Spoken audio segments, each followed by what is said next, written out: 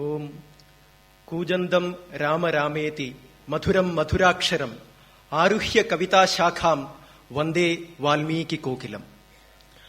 ഓം നമഃ ശിവായ. ഓം അമൃതേശ്വരിയേ നമഃ. My humble pranams at the lotus feet of Mata Amritanandamayi Devi, who proclaimed that womanhood means universal motherhood. And my pranams to one and all present here. Dharmartha kama mokshanam upadesha samanvitam purva vritta kathayuktam itihasam prachakshate. Epic. Itihasa is a Sanskrit word. Iti ha asa means it so happened. The two outstanding epics are Ramayana and Mahabharata, in which Ramayana is considered to be the very first poetical composition of the world, Adi Kavyam.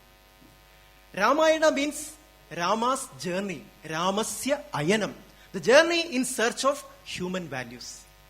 We all know very well, directed by Narada Maharshi on Brahman's instructions, sage Valmiki, who transformed from Ratnakara to a great sage, comprehends the entire life history of Rama as the form of slokas using a poetic meter, Anushtup Chandas.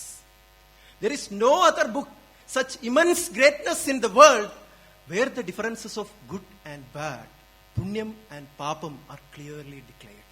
Because of this reason, there is one sloka tells the importance of Ramayana. Yavat stasyanti gireyaha saritascha mahitale tavat Ramayana katha lokeshu prachalishyati. As long as the mountains stand, as long as the rivers flow, so long will the story of Ramayana will continue to exist in this world.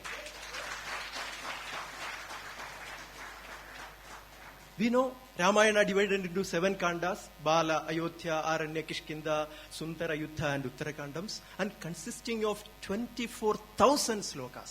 24,000. At one time I doubted whether I was eligible even to touch this book of such great magnitude and value.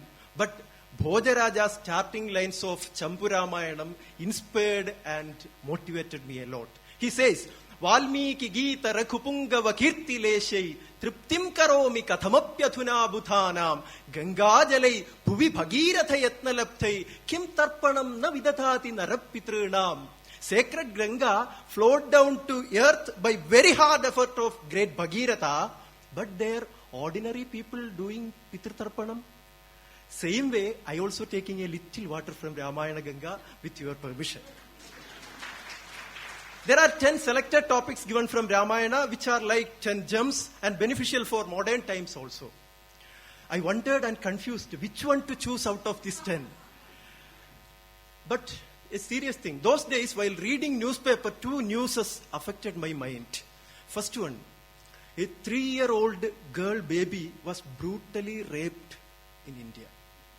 And second news, parents killed an infant female baby because of some superstitious beliefs. This shocked me. And we have to think this is happening in the 21st century. We are saying that all are well educated now. Science and technology developed too much. Women have more freedom now. But some critics say that in olden days, in epic period, in Ramayana days, women had no freedom. They had no education. They were only the slaves of men. I thought deeply, is that true? No. So I selected the topic, womanhood, a boon, in the view of Ramayana. We all know very well, the greatness of women is declared in many scriptures and in Subhashitams. One Subhashitam says, Ahalya, Draupadi, Sita, Tara, Mandotari, Tatha, Panchakanya, Smare Nityam, Pancha Patakanasanam. It is beneficial to remember 5 divine Kanyas daily. Another Subhashitam, which speaks about 5 mothers. Guru Patni, Rajapatni, Jeshtapatni, Tathaivacha, Patni Mata, Swamata cha, Panchaitaha, Matarasmritaha. From ancient times, the greatness of women, the feminine aspect of the divine has been worshipped in various ways. Manusmriti strongly says, Yatra naristu pujyante ramante tatra devataha. Where women are worshipped, honored, respected, only there the divinity is present. But all these glory of women from different books. So it was not sufficient to satisfy our Ramayana. So I looked into every nook and corner of the enchanting epic Ramayanam. Several questions I asked before started reading Ramayanam. In Ramayana period, did women really enjoy the freedom in thought, word and action? Were they educated? Did they succeed in the roles of ideal wife, ideal mother, ideal daughter? Why did the need to protect them arise? Was any caste discrimination difference prevent women to attain God? After much inquiry, I came to understand, in comparison to the contemporary women, the respect shown to olden women was 10 times more. From many examples, I can say womanhood was a boon in those days. I wish to share some of the findings with you all. After that, you may come to your own conclusion. In Ramayana days, the birth of a female child was never a curse. Parents took great pride in bringing up their daughters. King Janaka had 4 daughters, Sita, Urmila, Mandavi and Shrutakirti. In Balakanda, there is one incident. Along with Vishwamitra, Rama and Lakshmana went to Mithila. On the way, Rama asked the great sage Vishwamitra about his forefathers. Then Vishwamitra told the story of his grandfather Kushanabha. Sage Kushanabha had 100 daughters. 100 daughters. They were not only beautiful, but knowledgeable also. Once, while seeing the beauty, the wind god Vayudeva appeared before them and asked them to marry him. The reply they gave was well thought. They told, Pitrumatyasma bhadram te swachanto navayam stitaha pitaram no vrinishatvam yeti no dasyate tava. Our father has brought up us and it is his decision whom should we marry. So please approach our father. If he agrees, you can marry one of us. See, we can see even God himself appeared before those beautiful girls, but they did not ready to give up their character and they were ready to express their opinion also. What a beautiful scene. This we can see in Balakanda, Sarga 33. And there is a wrong opinion among some people that in epic period, women were never allowed to perform any religious sacrifice or yagas. But it is not so. Clearly mentioned in Ramayana, Dasharatha called Rama and Kaikeyi informed them the coronation of Rama will not happen and Rama should go to forest for 14 years also. That time Rama went to Kausalya's room to inform her about Dasharatha's decision. What Rama saw there? Sa Kshaumavasana Hrishta Nityam Vrataparayana Agnim Juhotisma Tada Mantravat Kritamangala. Then Kausalya was performing a religious sacrifice there. After completing it only, she came out and met Rama. What a beautiful picture. There is woman character to whom we all hate and talk about her negatively. She is Dasharatha's third wife, Kaikeyi. But Valmiki portrayed in a different way. Deva Asura war was going on. Dasharatha was in Deva's side. His wife Kaikeyi also accompanied him in the war field. He was fighting against Shabrasura. That time, suddenly, one of the nails of Dasharatha's chariot had fallen down. To protect the chariot from falling, this young lady Kaikeyi inserted her finger in the hole of the wheel. She bore physical pain to protect her husband and she protected the chariot. The war continued for 2 days. At the end, Dasharatha got victory. Through this, Valmiki shown women's strength and valor. After that, Dasharatha gave 2 boons to her also. Another important incident in Ramayana. Lakshmana wishes to accompany Rama to the forest. He approached his mother for permission.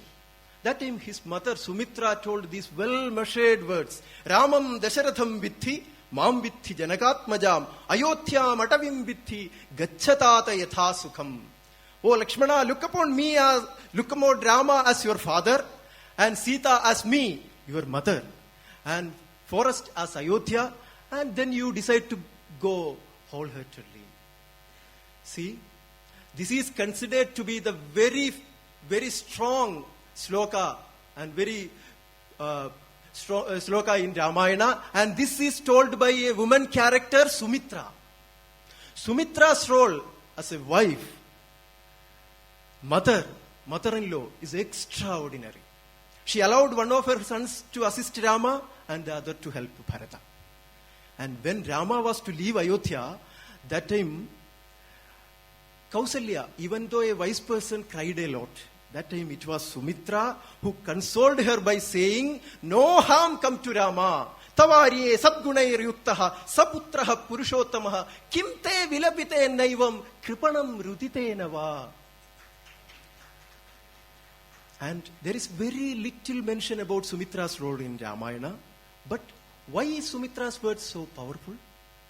Why those words so important?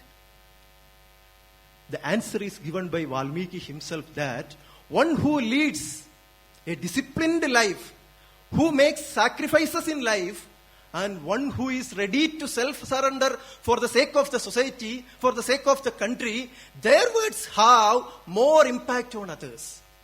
That's why we wonder why Amma's each and every word has so much power. She only says what she follows. She does not speak just for the sake of making a speech. And Valmiki breaks the wrong notion that women are only the slaves of men. Throughout Ramayana we can see Sita with intellectual maturity and discrimination having important discussions and arguments with Rama. At one time she found to be advising Rama, sometimes even scolding him.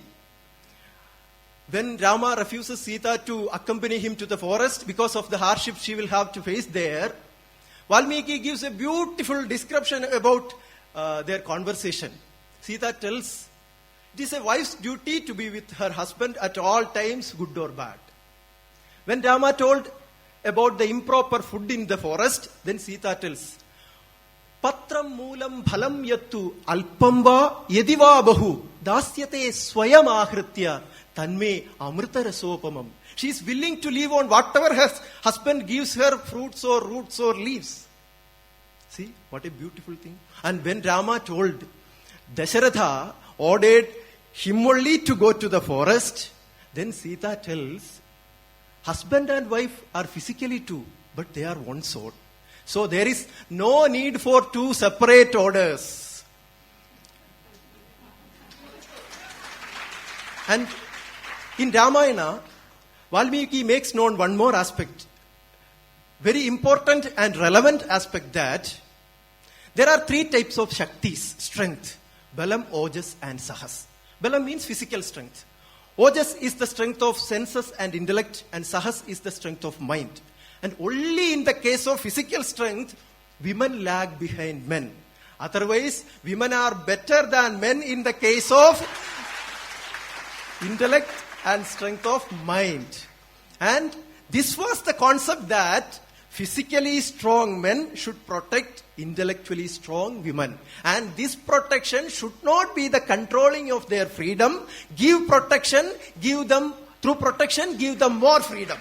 What a beautiful concept. What a beautiful concept we can see here. And another excellent example of women's greatness shown by Valmiki is in the role of Tara, the wife of Monkey King Vali. Tara advised her husband many times to forgive his Vali, to forgive his brother Sugriva, but he did not hear the advice. At the end, he realized it also before death. And another incident, when Lakshmana came to Kishkinta to kill Sugriva because he forgot the agreement made to help Rama. That time, it is Tara who comes in front of Lakshmana using intelligent words to protect Sugriva. She told, Naiva kritatyaha Sugrivo, nashatho napi darunaha, Naiva anirtakatham veera, na jihmascha kapishwara.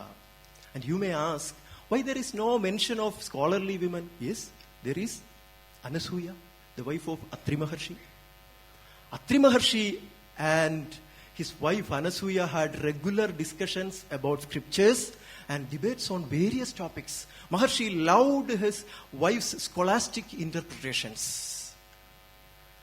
And when we hear the name of Mandodari, the wife of Ravana, we normally get a picture of a demon's wife who could be also likewise her husband.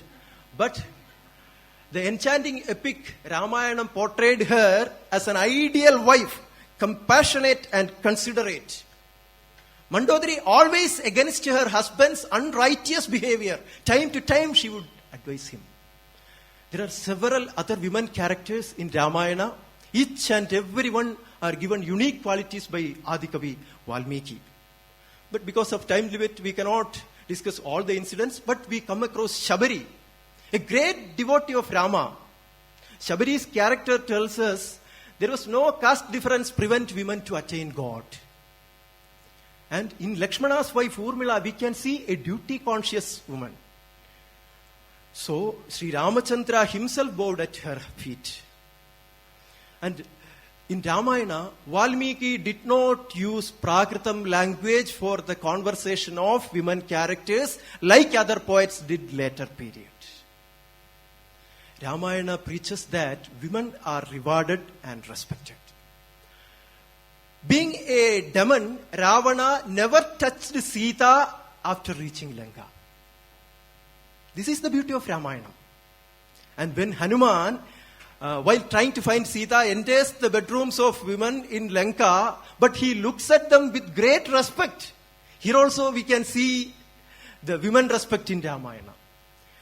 And after the war in Lanka, at the end, Rama told a sloka to Lakshmana, Janani Janma Bhumischa Swargatapi Gariyasi, but it is not in Valmiki Ramayana. Janani Janma Bhumischa Swargatapi Gariyasi. Mother and motherland are superior than heaven. See, the incarnation of God, Rama himself tells the importance of mother. Here also we feel the women respect in Ramayana. Another important lesson we learn from Ramayana is through Jatayu, the bird king. Whenever we see injustice against women in the society, it is our duty to oppose and condemn the wrong action and try to protect women. And I can proudly say, now the Jatayu rock is in my district. And so that I have to tell one more thing. Knowingly or unknowingly, whenever I fail to do my responsibility to protect women in such situations, I ask forgiveness.